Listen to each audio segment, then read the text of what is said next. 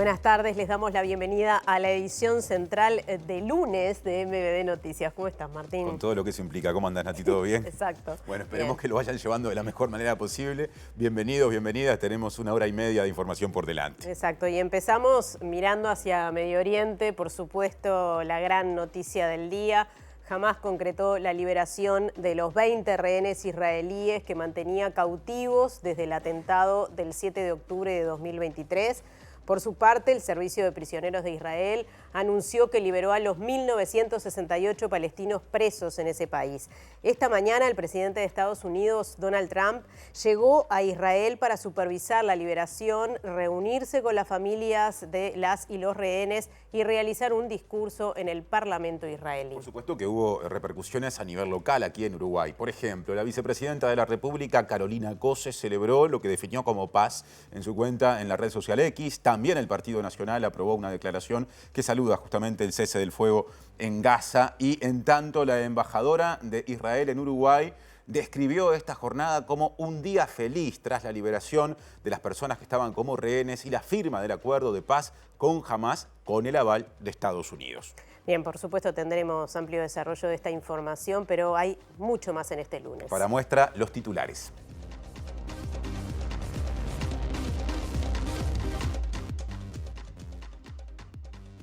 La Intersocial Feminista denunció falta de respuestas del Poder Ejecutivo tras 40 días del doble femicidio ocurrido en Soriano y poco más de un mes de la instalación de una mesa de trabajo contra la violencia basada en género.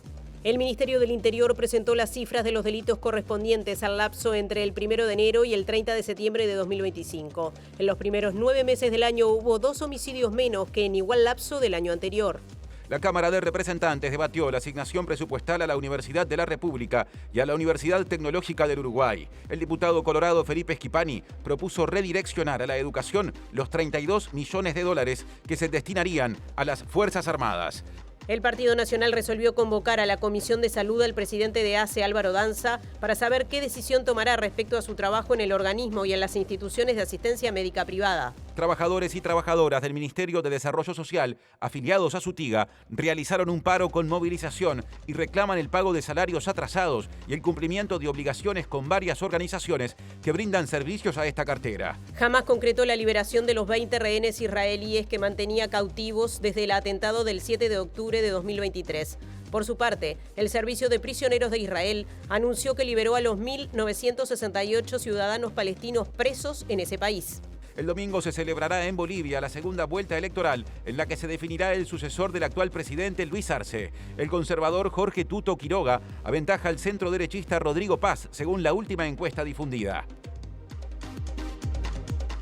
Nos pueden ver a través de sus dispositivos, por ejemplo, en la web de TV Ciudad, tvciudad.uy, o en el canal de TV Ciudad en YouTube. Y también nos pueden escuchar mediante Uniradio 107.7 de FM en Montevideo y cercanías, radio de la Universidad de la República que nos retransmite por su web, que es en ese caso uniradio.edu.uy. Ahora sigue Natalia porque hay móviles para presentar.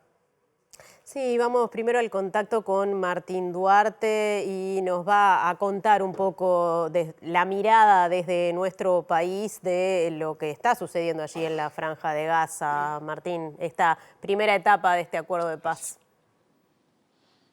Así es, Natalia. Martín, buenas tardes para ustedes, para todos los televidentes. ¿Qué implica este acuerdo?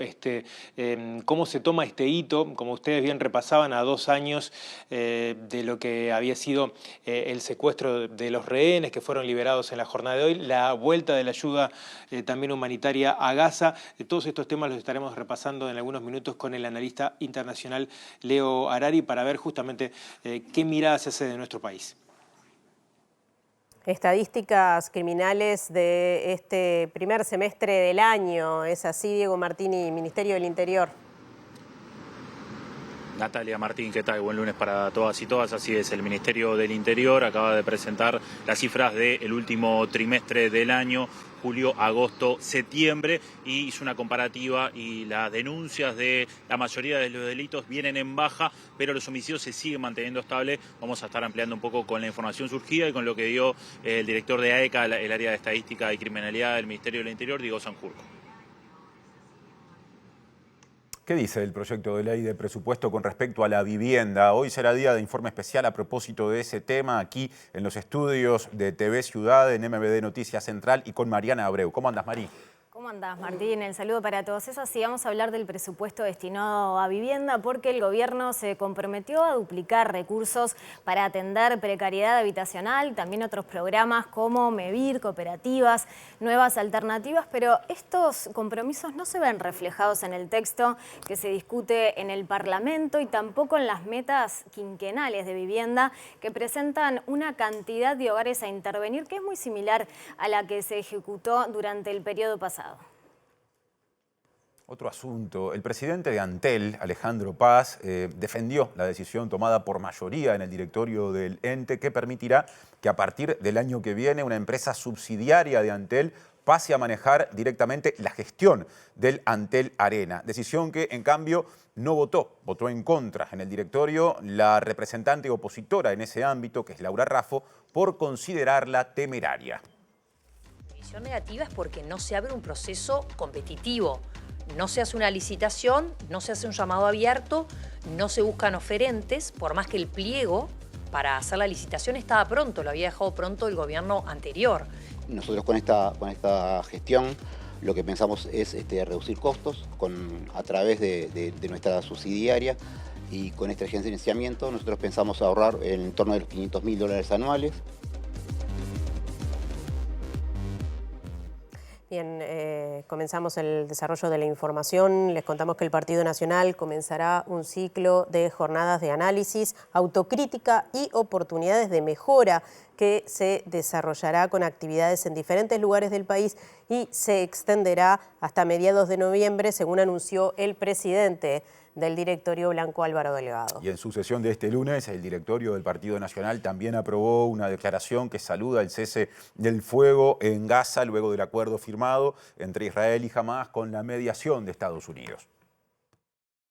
Esto se va a organizar con 5 regionales, con la estructura partidaria en todo el país. La primera empieza la semana que viene, el 18, en Fraiventos, con las departamentales, los dirigentes, alcaldes, ediles, legisladores en Río Negro, Soriano, Colonia, San José y Flores. Va a contar en primera instancia con una presentación técnica, profusa, profunda de Rafael Porcecanqui de la empresa Opción, con análisis de opinión pública, con todo el bagaje y el archivo vinculado al comportamiento electoral en cada una de las instancias, por departamentos, por sectores, por series, y viendo algunas oportunidades de mejora y algunas luces amarillas que tenemos que ver en el futuro para trabajar como partido. Me parece que es un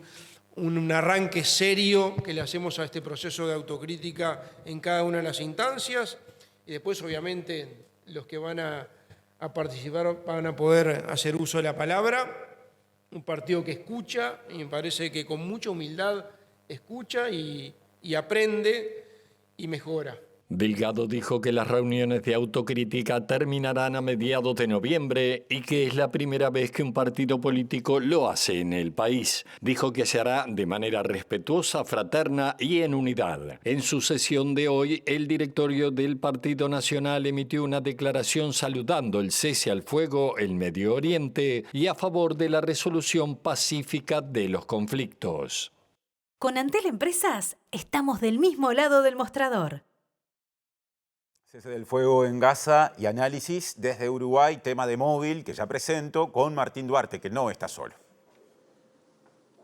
Gracias, Martín. Le agradecemos estos minutos al analista Leo Harari, como decíamos, para tener una mirada de qué implica este acuerdo, de las señales que se han dado no solamente en Medio Oriente, sino en el resto del mundo, qué actores fueron determinantes también para este momento. Bueno, Leo, gracias por recibirnos en primer lugar. ¿Qué lectura y qué valoración, en primer lugar, haces de este hecho político internacional de esta jornada?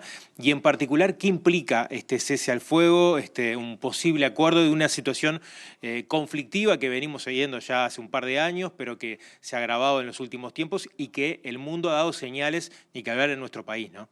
Sí, Yo creo que lo más impactante es la dimensión humana que tiene el tema, porque estábamos asistiendo a algo que estaba fuera mismo ya de las leyes de guerra y de las leyes internacionales. Ha habido peleas sobre qué adjetivo calificativo usar, una masacre o cualquier diccionario, una cosa muy dura. Empezó con una masacre de un lado y terminó con otra peor. Entonces, el hecho de que eso se haya terminado es un alivio para la humanidad. Y yo pienso que en buena parte es gracias a la presión internacional, a las movilizaciones que hubo en todas partes del mundo, masivas, y también a que era fecha para el famoso Premio Nobel de la Paz, y Trump tenía la esperanza de que las cosas se pudieran anunciar un par de días antes, cosa que no le resultó. Pero esto podía haberse logrado un año atrás también. Ninguno de los 20 puntos era imposible de conseguir, ya se había mismo en marzo pasado llegado a un acuerdo, y es un acuerdo de cese el fuego. Cese el fuego, ¿se acuerdan? En plenas guerras grandes, porque le conviene a las dos partes, o sea que tampoco es para cantar victoria, eso lo hacen por la declaración, lo hacen por necesidad de opinión pública. No hay que hacerse muchas ilusiones. Ahí lo importante que es que se salieron los rehenes, por lo menos los vivos, y salieron en 1968, que eran rehenes también, porque no habían pasado tampoco por tribunales, simplemente eran presos de estos últimos años, más algunos que estaban, sí, esos presos con condenaciones largas. Ahora tú hacías referencia a lo que puede implicar este acuerdo y haciendo futurología, cuánto pueda durar una zona que ha sido conflictiva históricamente. ¿Qué debería aprovechar también el sistema político internacional, las Naciones Unidas, de este momento como para trazar una solución, no digo definitiva, pero sí que tuviera un impacto mayor a lo que puede ser, como tú decías, el concepto del cese al fuego? Sí, no, es una pregunta muy pertinente. Es realmente la pregunta, porque no hay cambios grandes en las condiciones, tal como las vemos así a primera vista, ni que impidan ni que promuevan una situación diferente, es decir, un cese el fuego y hasta que alguien tira el primer tiro y empiezan de nuevo. Es una historia vieja. Además, los grandes temas ni se trataron, no figuran ahí. ¿Quién va a gobernar en Gaza? ¿Qué pasa con Hamas? ¿Va a entregar las armas? El ejército israelí se retira, pero ¿hasta dónde se retira? El tema de la reconstrucción, ese lo motiva más a Trump y a sus socios, porque se trata de emprendimientos comerciales, si querés, pero la paz duradera, no están las bases claramente sentadas ahí. Sigue siendo una guerra tribal apoyada por un lado u otro, de una manera que ha despasado todos los niveles de crueldad y de venganza.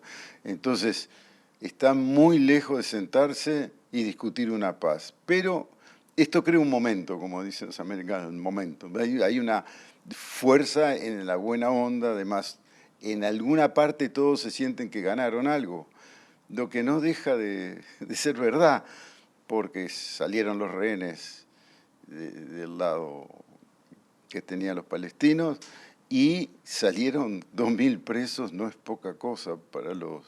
Y no solo eso, sino que el ejército israelí controla la mitad del territorio de Gaza, o sea que en 2 años no pudieron controlarlo todo. Los palestinos pueden decir, hemos peleado y hemos ganado. No sé, después entre ellos, yo digo palestinos, hay que diferenciar Hamas y palestinos, pero es otra discusión. Tú mencionabas a la figura de Donald Trump. De hecho, hubo manifestaciones en todo el mundo de actores políticos. Yo leí hace un rato la publicación que hizo también desde X Javier Milei, el presidente argentino, destacando la figura y el rol que ocupó, según él, Trump para este momento. Tú hacías la guiñada esta del premio Nobel que él incluso había manifestado en la ONU, incluso discurso. ¿Fue un actor decisivo Trump o cómo se toma? ¿Con qué lectura hacer? Ahora, esto es un show y lo viven como un show. Lo que quieren es influir a la opinión pública durante 2 o 3 días. Abro un pequeño paréntesis porque no me parece banal, y es que la situación dentro de Estados Unidos es caótica. Y es muy difícil estar en un mundo con guerras, caótico, en donde se esperan muchas cosas del presidente del país más fuerte del mundo, y al mismo tiempo mantener el control en su país donde no tienen el presupuesto, la gente, los funcionarios públicos los están echando de mañana, después los llaman de tarde porque se habían equivocado con la lista, no les pagan, tienen que trabajar gratis, están en una situación bastante caótica, entonces necesitan en algún lugar tener éxito. Ahora, si Trump tuvo que pararle el carro a Netanyahu, no una, muchas veces, y es posible que en algún momento digo, bueno, basta, y eso haya sido decisivo para que sea posible. Hasta no hace mucho, Trump decía, déjenlos terminar el trabajo, y unos entendían con eso liquidar Hamás, otros entendían con eso terminar de demoler, de tirar abajo todos los edificios para poder construir Torres Trump después, pero ganaban tiempo, no querían arreglar nada. Ahora querían, ya sería por el premio Nobel, o porque simplemente Netanyahu terminó de saturar la paciencia de Trump, que quiso que pase algo y lo puede hacer parar. Lo hizo ya con los aviones de un segundo ataque a Irán que tenía preparado Israel, y llamando por teléfono a Netanyahu cuando los aviones ya estaban en camino para Irán. Y después el colmo del colmo fue el ataque para tratar de matar a los mediadores en Qatar. Qatar es donde está la base militar norteamericana más grande en el Medio Oriente y es un aliado muy importante de Estados Unidos que está jugando un rol un poco más moderno, digamos, e independiente de los otros estados petroleros. O sea que era una ofensa directa a su mejor aliado ahí. Entonces, que juega un rol, sí, tiene poder, no hay duda que tiene poder. ¿Por qué hace las cosas? Porque les conviene, en general, con una perspectiva de tiempo muy limitada. Él quiere saber los titulares de mañana. Harari, muchas gracias por estos minutos, por esta interesante mirada y bueno, a cuenta además, y esperemos que sea de las últimas, pero como bien decías tú, es un tema que seguirá en la agenda y bueno, es un buen momento para quienes toman las decisiones poder, en definitiva, aprovechar esta coyuntura y este momento en el mundo. Muchas gracias. Bueno. Compañeros, sigan ustedes desde allí. Gracias Martín y resto del equipo. Seguimos en tema porque el Ministerio de Relaciones Exteriores, a través de un comunicado, celebró justamente el cese del fuego, así como la liberación de rehenes y el comienzo de la llegada de la ayuda humanitaria a la Franja de Gaza, asegurando que debe ser completa y sin impedimentos. Se establece que estos son elementos centrales para avanzar hacia una paz duradera y sostenible que el gobierno venía reclamando consistentemente desde el pasado mes de marzo. El comunicado destaca el rol de los países que facilitaron estos acuerdos, conscientes de que a partir de ahora comienzan nuevas y difíciles etapas, pero con la esperanza que esta nueva fase siga avanzando. El gobierno uruguayo alienta a las partes a seguir dando pasos firmes hacia una implementación efectiva de los acuerdos, incluyendo la reconstrucción de Gaza, así como reitera su firme compromiso con la solución de 2 estados, conforme a las resoluciones de las Naciones Unidas, con un Estado de Israel y un Estado de Palestina que vivan en paz y con seguridad. A todo esto habló la embajadora de Israel en nuestro país, en Uruguay, Michal Herskovich, que describió esta jornada como un día feliz tras la liberación justamente de 20 rehenes israelíes y la firma del acuerdo de paz con Hamás con el aval de Estados Unidos. La diplomática dijo que comparte lo expresado por el presidente de la República, Yamandu Orsi, respecto al milagro que implica este acuerdo. Hoy es un día de alegría, un día que podemos respirar de nuevo. Ver los secuestrados regresan a casa, abrazando a sus familiares, sonreír por la primera vez en 2 años es algo que teníamos tan anticipación y podemos hacerlo hoy. y estamos felices no solo nosotros, pero todo el pueblo de Israel y creo que todo el mundo hoy sentir lo mismo. No solamente de la comunidad uruguaya israelí de acá, sino que de todo el pueblo uruguayo recibimos muchos mensajes de alegría, de felicitación, de compartir la alegría que tenemos, desde diplomáticos que están acá, del gente del Parlamento uruguayo. Es un día de alegría para todos. Esperamos y que podemos hablar pronto y yo escuché bien al presidente que llamó lo que este acuerdo americano un milagro. Y es exactamente lo que sentimos nosotros. Entonces, espero que podamos compartir y discutir y hablar de cómo podemos avanzar y tomar este empiezo del camino del paz de nuevo. Presenta Mercado Agrícola de Montevideo, en el corazón de un barrio donde late la ciudad. Mercado de Historias. Mercado de Historia.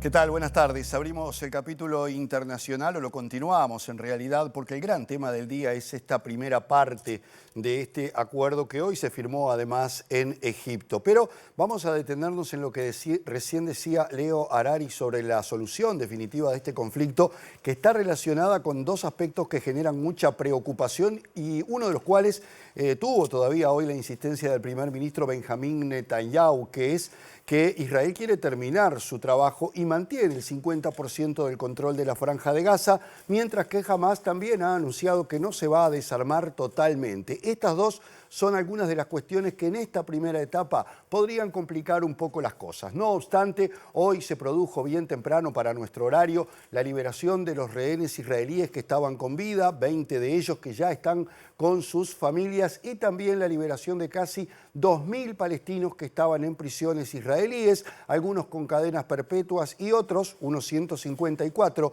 que fueron deportados hacia Egipto como parte del acuerdo. Más temprano, el presidente de Estados Unidos estuvo presente en la Knesset, el Parlamento israelí, donde pronunció un discurso que no estuvo exento de algunos incidentes ante la protesta de un par de legisladores que fueron retirados, donde habló del logro que se ha obtenido con este acuerdo de paz. Incluso se animó a pedirle al Parlamento y a la justicia de Israel que perdone al primer ministro Benjamín Netanyahu, que tiene varios casos pendientes de corrupción y que han quedado suspendidos a partir de toda esta situación hace ya 2 años. Posteriormente a eso, bueno, el presidente de Estados Unidos se trasladó a Sharm el Sheikh, un balneario sobre el Mar Rojo perteneciente a Egipto, donde encabezó la firma de este acuerdo, acompañado de 3 de los países mediadores, Egipto, Qatar, Turquía, y ante la presencia de varios líderes europeos, importantes ellos, el presidente francés Emmanuel Macron, el primer ministro de Gran Bretaña Keir Starmer, el canciller alemán que estuvo presente, el presidente del gobierno español Pedro Sánchez, el secretario general de la ONU Antonio Guterres, también líderes de países árabes y musulmanes de los países del Golfo. No hubo representantes de Arabia Saudita, mucho menos de Irán, y tampoco los hubo ni de Hamás ni de Israel. Sin embargo, el presidente Trump aprovechó la oportunidad para decir que este era un día histórico y que 3.000 años de guerra habían terminado. El presidente estadounidense fue el primero en firmar los documentos en el balneario egipcio de Sharm el Sheikh. Juntos logramos lo que todos decían que era imposible. Por fin tenemos paz en Medio Oriente, dijo Trump en un discurso dirigido a los mandatarios internacionales reunidos en la cita, entre los que se destacaban varios líderes europeos y de países árabes y musulmanes. Previamente, Donald Trump había brindado un discurso en el Knesset, el Parlamento israelí, que se vio interrumpido por la protesta de 2 legisladores que fueron obligados a retirarse, y donde afirmó que hoy es un día de profunda alegría, de gran esperanza y de fe renovada, que marca no solo el fin del conflicto, sino el de una era de terror y muerte, y agradeció profundamente a todas las naciones del mundo árabe y musulmán que se unieron para presionar a Hamás para liberar a los rehenes. La jornada se inició con la liberación de los 20 secuestrados que permanecían con vida en Gaza y que se encontraban en manos de Hamás y otros grupos como la Yihad Islámica, pero solamente los cuerpos de 4 de un total de 28 fallecidos fueron entregados, argumentando problemas logísticos que fueron cuestionados por Israel, quien denunció que el grupo islámico no está cumpliendo lo pactado. Mientras tanto, el Servicio de Prisiones de Israel dio por concluida la liberación de casi 2.000 prisioneros palestinos prevista para este lunes, de los cuales 154 llegaron al norte de Egipto tras cruzar el paso fronterizo de Kerem Shalom para ser deportados. Presentó Mercado Agrícola de Montevideo, en el corazón de un barrio donde late la ciudad. Mercado de Historias. Mercado de Historia. Día de actualización de cifras vinculadas a delitos acumulados en lo que va del año. Tema del móvil que presenta Diego Martini. Adelante, Diego. ¿Qué tal, compañeros? Buenas tardes para todas y todos. Así es, se presentaron las cifras de las denuncias de delito que fueron preparadas por el área de criminalidad y estadística, un área nueva que creó esta administración para presentar justamente diversas denuncias de delitos, unos 15 aproximadamente que se publican y que ya están disponibles en la web del Ministerio del Interior, que se reagrupan cada 3 meses. Así que lo último publicado es del periodo julio, agosto, septiembre. Y a partir de allí se hace una comparativa. Son los primeros 9 meses de este periodo de gobierno, recordemos que comenzó en marzo, pero también se hace una comparativa hacia atrás. En la valoración general hay una baja, si se hace un prorrateo de todas las denuncias de delitos, de 5,3% aproximadamente, si se miden todas. Pero lo que destaca el Ministerio del Interior es que hay una baja que se viene manteniendo en una tendencia en casi todos los delitos, a excepción del abigeato, que tiene un gran crecimiento, y a excepción de los homicidios, que se mantienen. Hay solamente 2 menos si se comparan con el periodo anterior. Veamos en este informe algunos resúmenes de los datos presentados. Los homicidios acumulados entre enero y septiembre de este año fueron 277 contra 279 de los primeros 9 meses del año pasado. Entre los de este año hay 16 asesinatos contra menores de edad y 3 contra policías. El informe clasifica los hechos delictivos en 4 categorías y dentro de los delitos contra personas, además del homicidio, mide las personas heridas por arma de fuego que no perdieron la vida, las lesiones, sean graves o gravísimas, y las amenazas. Si bien se muestran a la baja, lesiones y amenazas presentan estabilidad respecto al año anterior, mientras que los casos de personas heridas provocados por arma de fuego cayeron 6,3%, lo que supone 57 situaciones menos. En este hecho delictivo, como pasa en el homicidio, no se miden denuncias, sino situaciones consumadas. En la categoría violencia basada en género y delitos sexuales se registran 16 casos de homicidios, lo que representa 3 menos que a esta altura del año pasado. Hay estabilidad, pero con una leve caída en delitos sexuales, rubro en el que se contabilizan 2.306 denuncias. También hay estabilidad, pero con un leve aumento en denuncias de violencia doméstica y asociados, donde se contabilizan 31.773 acumuladas. En la categoría delitos contra la propiedad hubo descensos en las cifras de denuncias de 6 hechos delictivos y aumentos solo en 1, el abigeato, con 742 casos, un incremento de 14%. En cambio, las denuncias de rapiña bajaron 12,3%, lo que supone 1.665 denuncias menos. Las de hurto cayeron 8,1%, lo que supone 6.747 menos, y las de vehículos hurtados y daños bajaron 7,8% y 6,4% respectivamente. También bajaron las de estafas y fraudes informáticos, que fueron en total 19.497, es decir, 4.349 menos que en los primeros 9 meses del año pasado. Por último, en la categoría delitos complejos, se establece que las extorsiones denunciadas fueron 20% menos, totalizando 391, mientras que los secuestros fueron 6, 5 menos que entre enero y septiembre del año pasado. Bien, ahí escuchábamos entonces el resumen de este informe que fue un adelanto y que ahora ya está disponible en la página del Ministerio del Interior. Algunos datos a tener en cuenta es que hay una baja también en unos delitos que venían creciendo sostenidamente todos los años, que son los ciberdelitos. ¿Y por qué es importante señalar esto? Porque justamente las ciberestafas, como lo llaman, porque el Ministerio del Interior hace varios meses ya y desde el año pasado creó un área de ciberdelitos justamente y viene trabajando en la prevención de esto y además distintas empresas que vienen siendo atacadas, particulares también, vienen tomando recaudos, y justamente el crimen que se fue perfeccionando para poder robar en esta modalidad ha también visto acciones de seguridad que se han tomado a nivel informático. También se viene dando una baja sostenida en rapiñas y hurtos, y eso también habla de una modalidad distinta que hemos visto a lo largo de estos meses que se había implementado, que tiene que ver con la de las rapiñas en modo piraña, donde varias personas iban a supermercados o a diversos shopping o a incluso remesas para poder gestionar los robos. Y bueno, como le decíamos, el Ministerio del Interior destacó también la baja en ciberdelitos, pero algo que se viene manteniendo es la cifra de homicidios. Hay una baja solamente de 2 menos si se compara con el periodo anterior, y acá lo que hay que tener en cuenta es lo siguiente. El mes de septiembre termina siendo lo que termina equilibrando justamente y comparando mes a mes de este año 2025 con 2024, es donde se da la mayor diferencia. En septiembre del año pasado hubo 32 homicidios, en septiembre de este año hubo 44, fue un mes muy violento, y ahí es donde se termina equilibrando esta cifra, que viene siendo estable y que el Ministerio del Interior asegura que esta cifra justamente viene dándose con esta estabilidad, es lo que más preocupa. Y el dato que tienen es que la mayoría de los homicidios están vinculados al crimen organizado, y así lo decía Diego Sanjurjo, director del área de estadística de criminalidad. Los hurtos y las rapiñas siguen descendiendo desde 2019 en adelante, de vuelta, salvando los años de pandemia, que son años que habría que analizar o poner en paréntesis. Vemos un descenso semestral, anual, sostenido de algunos tipos delictivos, entre ellos el hurto y la rapiña, ¿no? Por otro lado, vemos desde hace mucho tiempo un aumento muy marcado de lo que son las estafas y los fraudes digitales. Sin embargo, en lo que va de este año, por lo menos, vemos que esto también está descendiendo, ¿no? No tenemos tampoco del todo claro a qué se debe, pero tanto las rapiñas como los hurtos, como las estafas y como los fraudes digitales o cibernéticos bajaron también en estos primeros 9 meses. Tuvimos varios meses en los cuales los homicidios estuvieron bastante por debajo de lo que teníamos en años anteriores.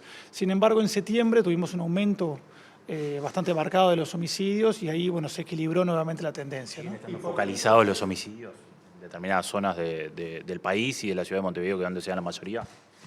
Sí, sí, los homicidios muestran una estabilidad muy marcada, y a su vez también, como sabemos, la gran mayoría de las víctimas son personas que sí, como tú dices, se dan en ciertos territorios, sobre todo de Montevideo, pero también a veces del interior.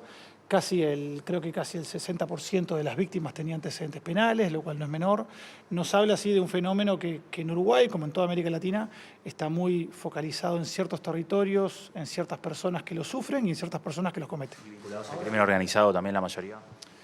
Bueno, depende un poco de cómo lo veamos, ¿no? Es decir, los datos que tenemos ahora mismo es que podemos decir a ciencia cierta que los homicidios que se cometieron estos primeros 9 meses, alrededor del 20% estaban de alguna forma u otra asociados a tráfico de estupefacientes, a veces en modalidad organizada, a veces no.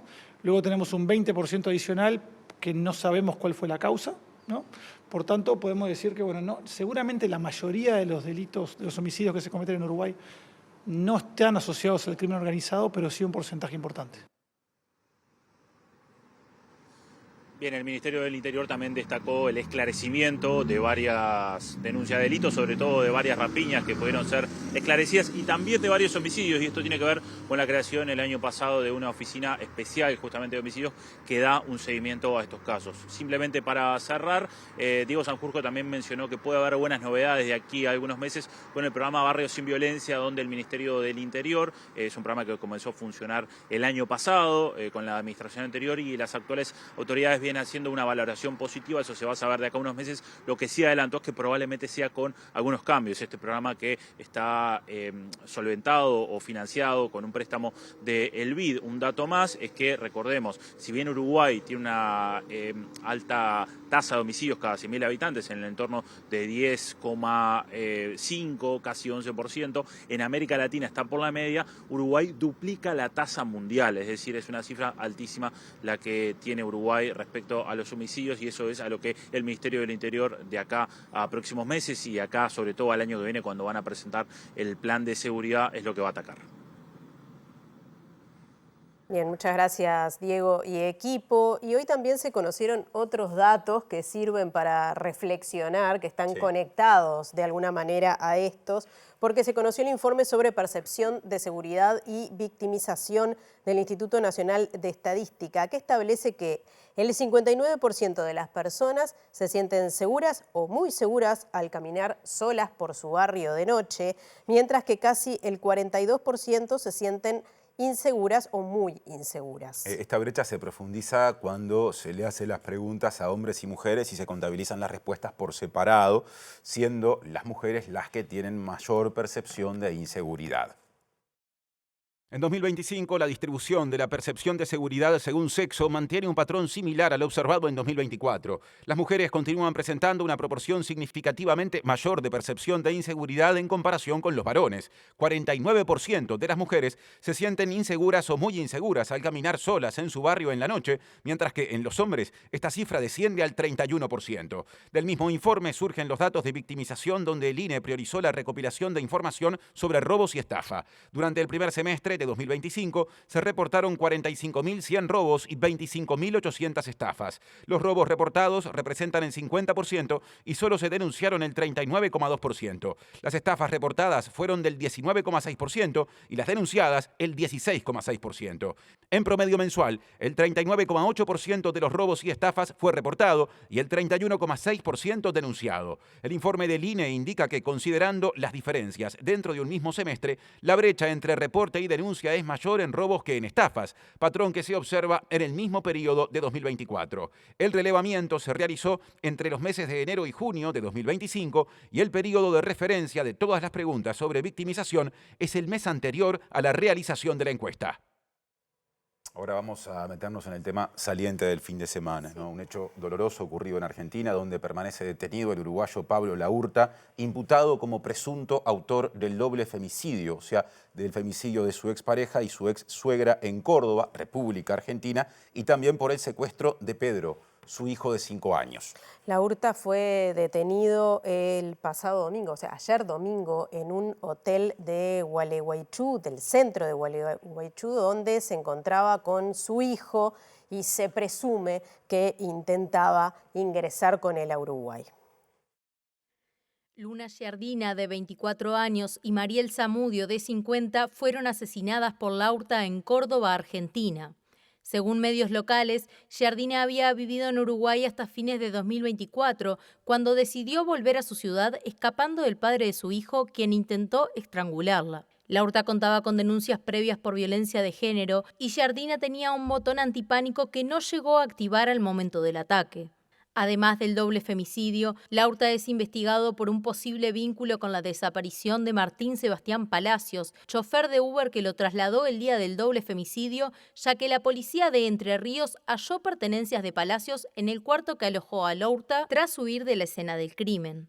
En la misma línea, la policía de Concordia busca determinar si el cuerpo encontrado en la zona donde buscaban al chofer efectivamente pertenece a él. La justicia estudia también la posible vinculación de Laurta con la muerte de 2 niñas uruguayas en una iglesia de Córdoba que fue incendiada intencionalmente el mismo día a 400 metros de la casa de Giardina. Además, Laurta es el vocero y fundador de Varones Unidos, un grupo que difunde contenido antifeminista y misógino desde hace años y que ha insistido en la promoción de la idea de que existe un fenómeno de denuncias falsas por violencia de género, caso del que también acusaba a su expareja.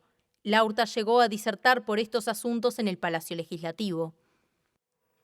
Vinculado, la Intersocial Feminista denunció falta de respuestas del Poder Ejecutivo tras 40 días del doble femicidio en Soriano y poco más de un mes de la instalación de una mesa de trabajo contra la violencia de género. A través de un comunicado titulado Violencia de Género, el problema que al sistema político no le interesa, resaltó que en ese encuentro representantes de la sociedad civil hicieron una propuesta de abordaje y quedaron a la espera de una segunda reunión que no se concretó.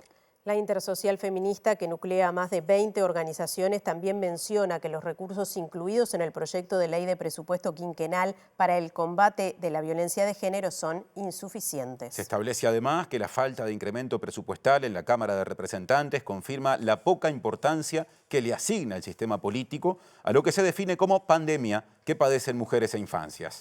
El comunicado también hace referencia al doble femicidio que habría cometido el uruguayo Pablo Laurta en Córdoba, Argentina, del que hablamos recién, quien asesinó a la madre y abuela de su hijo de 5 años, a quien posteriormente secuestró. La Intersocial Feminista asegura textualmente que mañana habrá otros casos tan graves como este y decenas de miles no llegarán a este final, pero seguirán soportando la tortura de ser violentadas a diario sin que el Estado asuma su responsabilidad principal: garantizarnos seguridad y una vida libre de violencia. Mariana Abreu nos habla de este plan de vivienda y qué podrá pasar con este presupuesto, Mariana. Sí, un presupuesto que tiene a los diputados hace horas en el plenario justamente votando el articulado, artículo por artículo, de esta ley de presupuesto. Y como decíamos al arranque, el gobierno anunció una duplicación de recursos para atender a la vivienda, no solamente en lo que tiene que ver con la precariedad habitacional, sino también con otros programas como cooperativas, MEVIR, nuevas alternativas. Esto está establecido en un documento del Consejo de Ministros de marzo de este año. Así que bueno, como decíamos, esta duplicación de recursos no se ve reflejada en el texto del proyecto de ley de presupuesto que se está votando en la Cámara de Diputados y tampoco implica una cantidad significativa respecto al periodo anterior en cuanto a los hogares que se quieren intervenir. Vamos a compartir bueno, como estamos hablando de plata, vamos a compartir una placa que muestra las metas quinquenales, es decir, lo que está planteado en el Plan Nacional Quinquenal de Vivienda en relación a los objetivos de este quinquenio. Y esto, como allí vemos, no hay una diferencia sustantiva en la cantidad de hogares que se pretenden intervenir este año. Entonces la gran pregunta es ¿por qué esa duplicación de recursos anunciadas no tiene un correlato en el aumento de nuevas soluciones habitacionales? Vale destacar que en estos números no solamente se encuentran las soluciones habitacionales, que pueden ser nuevas viviendas, pero también mejoras, ampliaciones, acceso a financiación, regularizaciones, sino que también se encuentran aquellas soluciones que van a estar en ejecución al cierre del periodo. Esto para ambas cifras, ¿no? Porque es así como se cuentan y cómo se estiman las metas y cómo se hace después un balance de los resultados. Como vemos, en el aumento global en el plan global no hay un aumento significativo, pero tampoco lo hay en relación a los planes en específico. En un próximo informe vamos a hablar de asentamientos, pero para poner un ejemplo, las cooperativas de vivienda, que son una política estatal, una política de Estado ya fuerte, en comparación con el quinquenio anterior, tienen unas soluciones habitacionales más estipuladas, pero es un leve aumento en relación a lo que fue el gobierno anterior. Tampoco está en el texto del presupuesto el compromiso que también estaba en este documento que mencioné sobre exonerar de IVA a las cooperativas. No quiere decir que esto no se pueda implementar luego a través de otro instrumento, pero en esta ley madre, ¿no?, que es el presupuesto de todos los gobiernos, no está esta medida en concreto. Ahora sí, vamos a hablar de plata, porque el Ministerio de Vivienda tiene para ejecutar año a año, o sea, unos 14.000 millones de pesos anuales durante todo este quinquenio,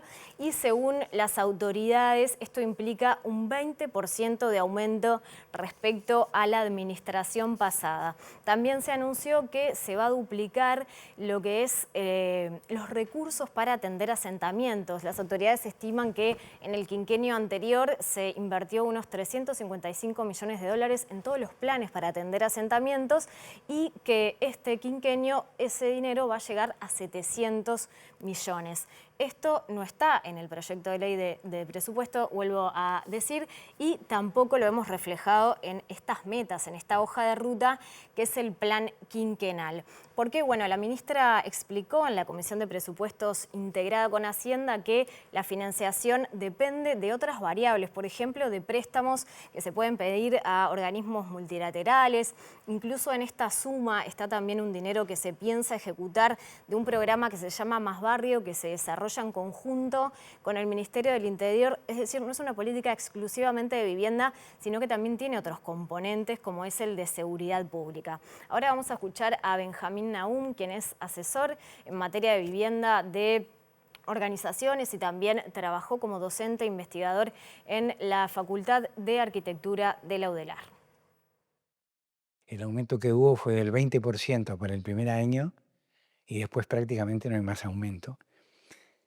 Y no es posible hacer todas las cosas que se plantea hacer, todos los compromisos que estableció el gobierno, con este presupuesto que pasa a ser un poco mayor que el anterior y nada más. En cuanto al anuncio de que se duplican los recursos para atender la precariedad habitacional, y se habló de asentamientos particularmente, ¿cómo es tu lectura acerca de estos números? Esos números no son los que aparecen en el presupuesto.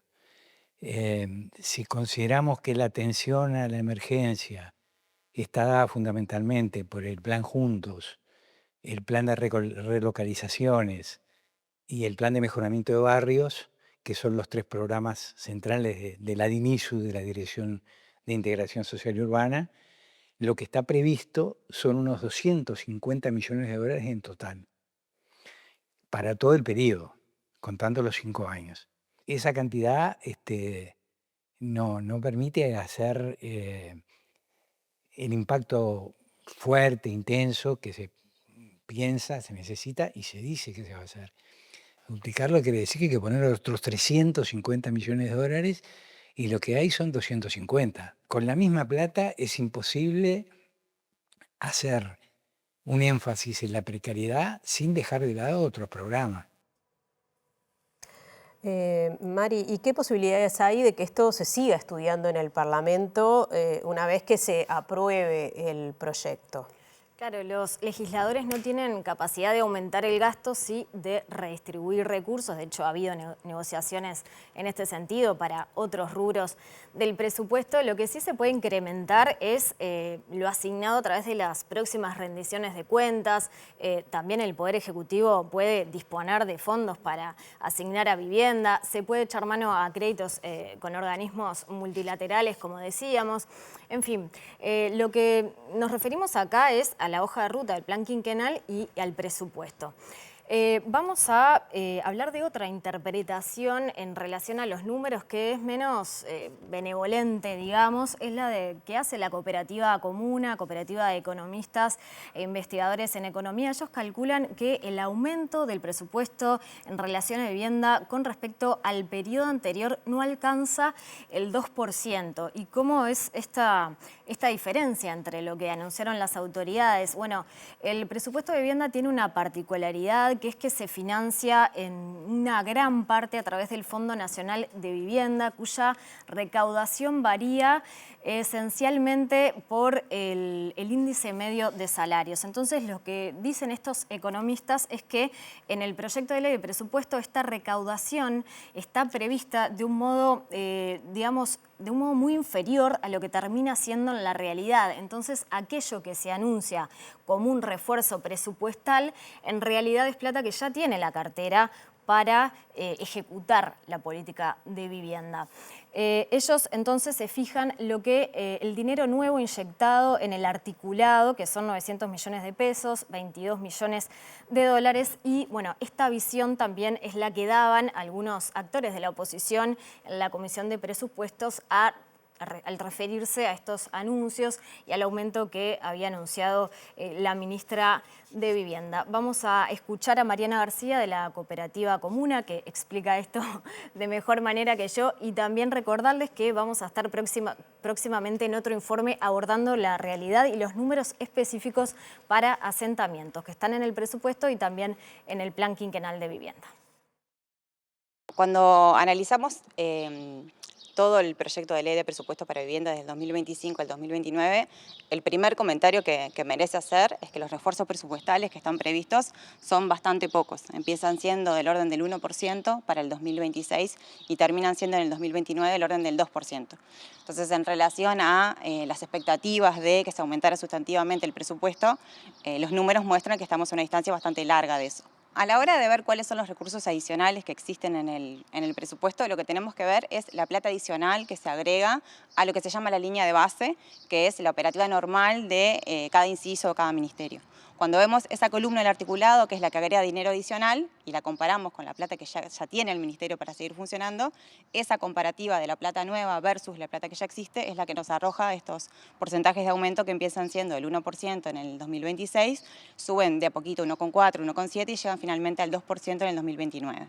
El monto absoluto empieza siendo en el 2026, se agregan 150 millones de pesos y desde ahí al 2029 se van agregando 50 millones adicionales y entonces en el 2029 se terminan con 300 millones adicionales. Ahora cerramos el informe especial y pasamos a otros asuntos vinculados a la agenda parlamentaria. Atención, porque desde el Consejo Asesor Honorario de la Sociedad Civil Organizada de y para personas en situación de discapacidad solicitan algunas garantías antes de la aprobación del proyecto de ley de muerte digna, el que justamente plantea la legalización y la regulación de la eutanasia. Si bien no están en contra de la iniciativa, señalan que algunos conceptos como el de sufrimiento insoportable son muy ambiguos y deben ser clarificados. No estamos en contra de la ley, para nada estamos en contra de la ley, sino que necesitamos determinadas garantías al respecto, ¿no? El corazón de la ley está en el artículo 2, ¿no? Que es el que desarrolla y que te dice cuáles son las personas aptas o qué personas podríamos acceder a, a poder ejercer o una muerte digna, digo, o eutanasia. Para mí la palabra, digo, el concepto es ley de muerte digna, no es muerte digna, es eso.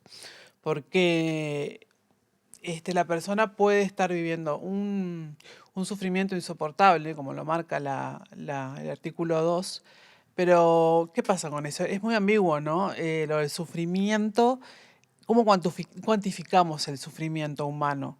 ¿Cómo lo cuantificamos? Porque hay determinados tipos de sufrimiento. Sufrimientos, uno puede estar sufriendo emocionalmente, puede estar sufriendo emocionalmente, físicamente. Hay dolores que son muy poco cuantificables e incluso hay dolores que son refractarios a lo que son los cuidados paliativos. Y acá tampoco se trata de una falsa oposición entre cuidados paliativos o eutanasia. No, son dos cosas diferentes y que son además completamente, se puede ir por el mismo camino. Tú podés tener, mientras tengas, puedas acceder a los cuidados paliativos, porque eso es principal, ¿no? Porque no todos podemos acceder a los cuidados paliativos. Bueno, ahora se está reglamentando y se está intentando, ¿no? Pero bueno, nosotros las objeciones que tenemos al respecto es esto, ¿no? La ambigüedad del sufrimiento insoportable. Lo que significa, primero, necesitamos una vida digna, ¿no? Porque sin vida digna no hay posibilidad de un proyecto de vida, digamos, de un sueño de vida, ¿no? De un proyecto.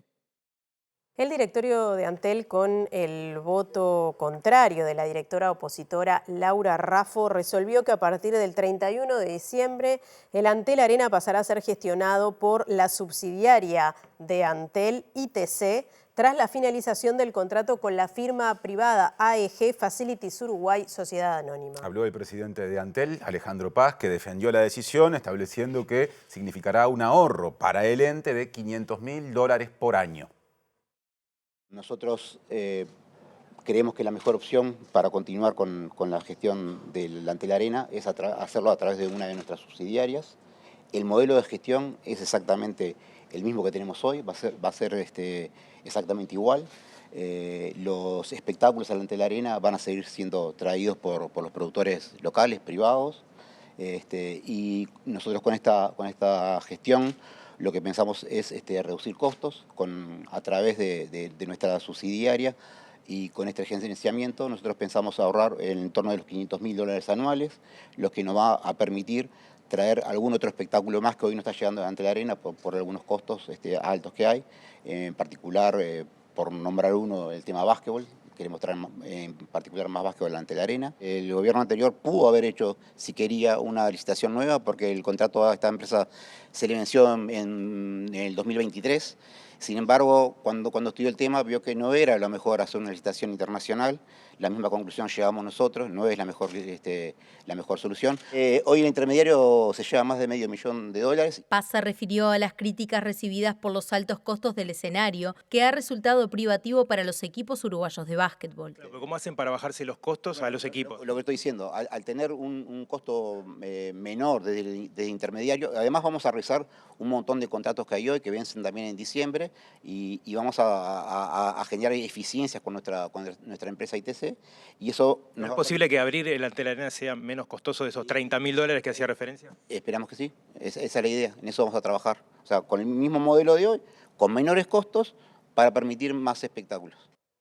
Y la directora de Antel por la oposición, Laura Raffo, que votó en contra de esta resolución, quedando en minoría, cuestionó justamente en este caso que no se haya abierto un proceso licitatorio para otorgar a una empresa la gestión del Antel Arena. Y también cuestionó que con esta decisión la empresa pública se desvía del foco central de su tarea. Bueno, yo tengo una visión negativa, pero no porque no se siga con la actual empresa. Mi visión negativa es porque no se abre un proceso competitivo, no se hace una licitación, no se hace un llamado abierto, no se buscan oferentes, por más que el pliego para hacer la licitación estaba pronto, lo había dejado pronto el gobierno anterior. Y Antel decide gestionar de manera directa el Antel Arena a través de una subsidiaria. Y al gestionarlo de manera directa, te compras todos los riesgos económicos, todos los riesgos financieros. Si al Antel Arena le llega a ir mal, es plata que pierde Antel. El presidente recién en conferencia de prensa señalaba que se ahorraría $500.000 Antel a la hora de eliminar un intermediario. ¿Qué mirada tiene?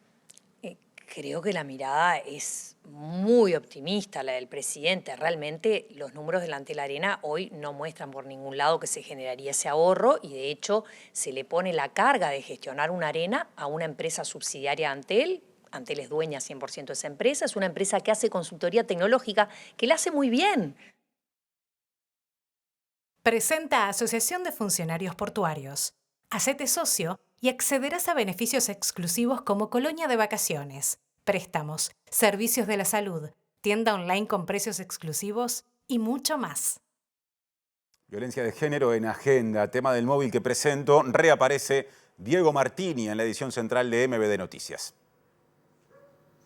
Sí, así es, compañeros. Vamos a hablar del caso del doble femicidio en Córdoba, en Argentina, de Pablo Laurta, un uruguayo que dirigía en nuestro país la organización Varones Unidos y que tenía múltiples denuncias justamente por su expareja, a quien asesinó, una joven de 24 años, y a su ex suegra, y que luego se intentó fugar y que intentó cruzar a nuestro país, secuestrando a su hijo de 5 años. Y para hablar de esto estamos con Andrea Tuana, directora de la ONG El Paso, a quien le agradecemos por estos minutos. Andrea, bueno, este caso obviamente conmocionó a Argentina, después empezamos a ver quién era la persona, cómo se había vinculado.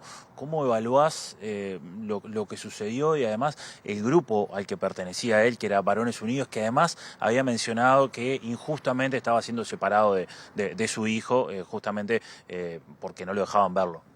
Bueno, lo primero decir que las personas que son violentas son personas en extremo peligrosas, riesgosas, que llegan a cometer estos actos. Esto me parece que es algo que tenemos que repetírnoslo, porque pareciera que en los últimos tiempos decir que esta persona es violenta, bueno, cae como una especie de velo, de sospecha, quizás no es tan así o está exagerando. Bueno, volver a reafirmar, ¿no?, que cuando hablamos de personas violentas representan un riesgo muy grande. Fíjate que esta señora, esta chica tan joven, se fue con su hijo, logró que no lo restituyeran, que eso no todas las mujeres logran que no restituyan a sus hijos, como en el caso de María, que la restituyeron y entregaron a esa niña al agresor. Logró eso, pero aún eso no alcanzó, no fue suficiente. Entonces nos preguntamos, ¿no?, ¿qué pasa cuando hay un agresor que comete un acto, por ejemplo, un intento de homicidio? Según los trascendidos de prensa, él habría intentado estrangularla. ¿Y por qué ese señor no estaba preso? ¿Qué pasa de que estando allá en Argentina ella tenía un botón de pánico, él estaba en la azotea de la casa, lo encuentran? ¿Cómo en ese momento no lo llevaron preso? Entonces, yo creo que estamos actuando tarde, a destiempo, y que de alguna manera no estamos logrando identificar en la violencia una situación de extremo riesgo y que puede llegar a estas tragedias terribles. Y eso requiere entonces que el sistema de justicia, el sistema de respuestas de Uruguay, pero también de otros países de la región, pueda ponerse a pensar, a reflexionar, a dialogar y a ver cómo hacemos. Hay personas que deberían estar presas y si hubiesen estado presas quizás no hubiese pasado estas situaciones. Eso por un lado. Y por el otro lo que me preguntabas, ¿no? Bueno, hay muchos agresores que se van incorporando en estos grupos y movimientos que... No decimos que todas las personas que están en estos movimientos son violentos y agresores. Lo que sí decimos es que muchos violentos aprovechan estos grupos o aprovechan las historias de repente puntuales de un papá que efectivamente fue separado ilegítimamente de su hijo. Y empiezan a hacer lobby, se juntan con otros. Entonces, también estemos muy atentos y atentas a estas personas, quiénes son, los antecedentes que tienen, porque los agresores son muy seductores, son manipuladores, se muestran como personas muy solventes. Fíjate que llegan hasta estar compartiendo una sala en el Parlamento, se reúnen con parlamentarios, hablan como si fueran, ¿no?, personas maravillosas y lo que son potenciales femicidas, como el caso de este señor. ¿Cuál es la lógica que este tipo de grupos tienen hacia el feminismo o hacia las mujeres? Hemos visto en las últimas horas algunos mensajes anteriores de el feminismo va a caer, tengan cuidado con nosotros, ese tipo de mensajes. Bueno, claro. Muchos de ellos son mensajes de odio, ¿no? O sea, son pocos los referentes que hablan de estos temas, de las denuncias falsas, que obviamente nosotros no estamos de acuerdo con eso y además sabemos que hay investigaciones recientes que dicen que son residuales, pero son pocos los referentes que hablan con respeto, que hablan desde, bueno, su opinión, su vivencia, estaremos de acuerdo o no, sino que la gran mayoría de ellos destilan discursos de odio hacia nosotras, pretenden... digamos, denostar al feminismo, pretenden que además en esos discursos de odio también otras personas se sumen a eso. Entonces realmente la gran mayoría son grupos antiderechos que tienen discursos de odio, que además tienen expresiones muy vulgares, de agresiones.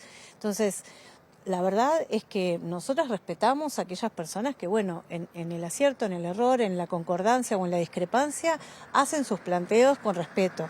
Pero, lamentablemente, lo que hemos visto es que estamos sometidas al escarnio, a la violencia de estos grupos. Andrea, aprovecho a consultarte porque en estas horas se está votando justamente el presupuesto. ¿Cómo evaluás lo destinado justamente a atender y a prevenir situaciones de violencia de género que denota que no hubo un crecimiento en el presupuesto sobre esto?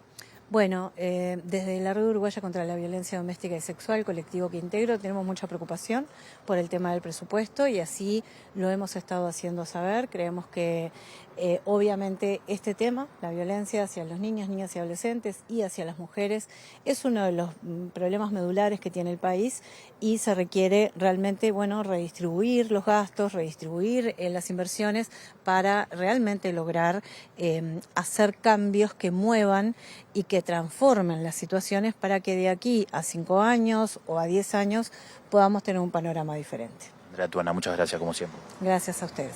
Volvemos a estudios entonces, compañeros, con esta información.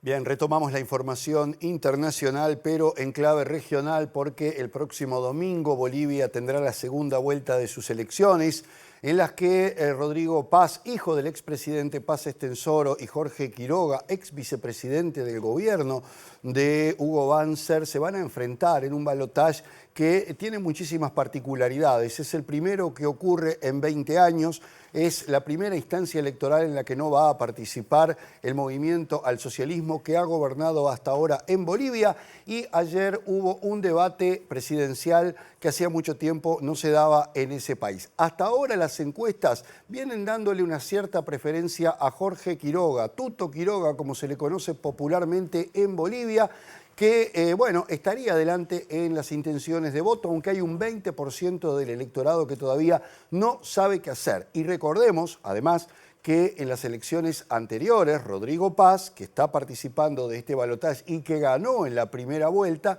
no estaba ni siquiera en los digamos, radares de los encuestadoras para esa elección. Sin embargo, ahora la cosa viene aparentemente bastante pareja. El debate de ayer apuntó sobre todo a la crisis social y económica que vive Bolivia, al tema de los combustibles, a la inflación, al dólar. Fue un debate bastante tranquilo y calmo si lo relacionamos con otros que se dan, donde hubo mucho respeto sobre todo y en algunos puntos también hubo coincidencias. Los candidatos opositores Rodrigo Paz Pereira y Jorge Tuto Quiroga prometieron este domingo inyectar dólares a la economía boliviana actualmente en crisis y garantizar la provisión de combustibles durante el debate presidencial rumbo a la inédita segunda vuelta que se celebrará el próximo 19 de octubre. El senador centrista Paz y el expresidente conservador Quiroga presentaron sus propuestas en un debate organizado por el Tribunal Supremo Electoral, calificado por su presidente interino Óscar Hassenteufel como una gran novedad tras 2 décadas sin este tipo de encuentros en el país. El primer eje del debate apuntó a las medidas económicas propuestas ante la crisis que vive Bolivia y que se reflejan sobre todo en una persistente falta de dólares, desabastecimiento de combustibles y una elevada inflación. Paz fue el primero en intervenir y prometió que el 8 de noviembre, día previsto para la investidura del nuevo presidente, habrá combustible en todo el país y no más filas, asegurando además que se acabarán los contratos con falta de transparencia en la importación de carburantes que, según dijo, caracterizan al actual gobierno. El senador también indicó que si gana la segunda vuelta, ordenará el tipo de cambio del dólar que actualmente tiene un precio oficial de 6,96 pesos bolivianos, pero que a falta de divisas cuesta más del doble en el mercado paralelo. Quiroga, por su parte, sostuvo que para asegurar el abastecimiento de combustibles y bajar la inflación, lo primero es traer los dólares al principio, algo que, según dijo, le han pedido reiteradamente los electores durante la campaña. A una semana de las elecciones y con encuestas que dan ventaja al expresidente Quiroga, el 20% del electorado aún no ha definido su voto, aunque se aguarda con expectativa el resultado, ya que los sondeos en la primera vuelta no coincidieron con los resultados finales que definieron el balotaje.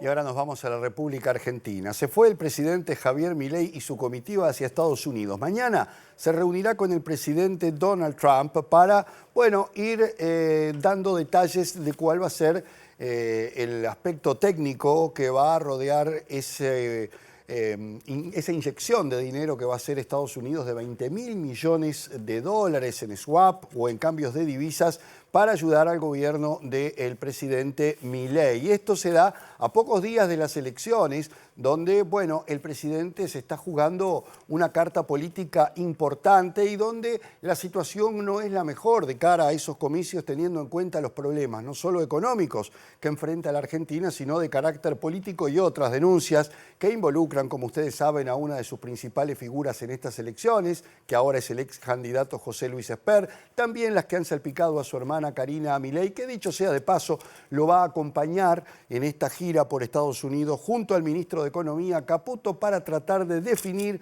cómo va a ser esa ayuda que Estados Unidos le va a brindar a la Argentina y que, según Milei, va a hacer que el país crezca a niveles increíbles.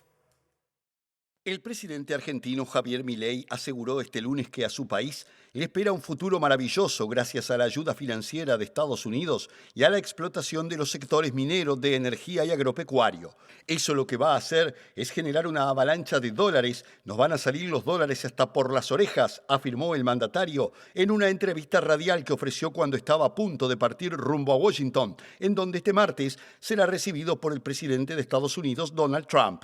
La contracara de eso es que cuando tenga todos esos dólares se van a expandir fuertemente al sector servicios. Es intensivo en mano de obra, con lo cual los salarios de Argentina se van a disparar fuertemente. Estamos frente a un futuro maravilloso, pero hay que tomar la decisión de seguir adelante porque estamos en el punto bisagra, aseguró el mandatario. Milei se reunirá con Donald Trump en la Casa Blanca y se prevé que ambos jefes de Estado confirmen los alcances del histórico auxilio financiero anunciado por Estados Unidos y que en principio incluye un swap o línea de crédito por 20.000 millones de dólares.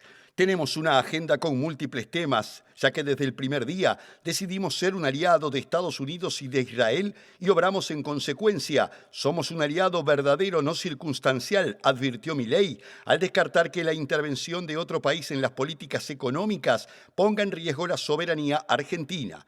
Por el contrario, aseguró que el respaldo de Trump permitirá que haya un aumento fenomenal de los ingresos de los argentinos y dijo que Argentina va a empezar a crecer en tasas del 7,8%, que harán que en 7 años se parezca a España, en 15 a Alemania y en 30 a Estados Unidos, prometió el mandatario. Y nos da para repasar los datos del tiempo rapidito antes de irnos. Vamos a ver, Martín. Ahí está lo que pronostica Inumet para las próximas 48 horas. Empezamos con el repaso de lo previsto para mañana, martes 14 de octubre en Montevideo y área metropolitana. Por la mañana, cielo claro y algo nuboso, con períodos de nuboso, neblinas y bancos de niebla. Y por la tarde y la noche, algo nuboso. No hay pronóstico de lluvias para mañana. La mínima prevista es de 10 grados, más bien baja para esta época del año, y la máxima de 22. Mejoran las condiciones el miércoles 15 de octubre. 15 de octubre, lo repito porque es increíble. Sí. En la mañana estará algo nuboso y en la tarde-noche también algo nuboso y nuboso. La temperatura máxima será ya de 26 grados y la mínima de 11.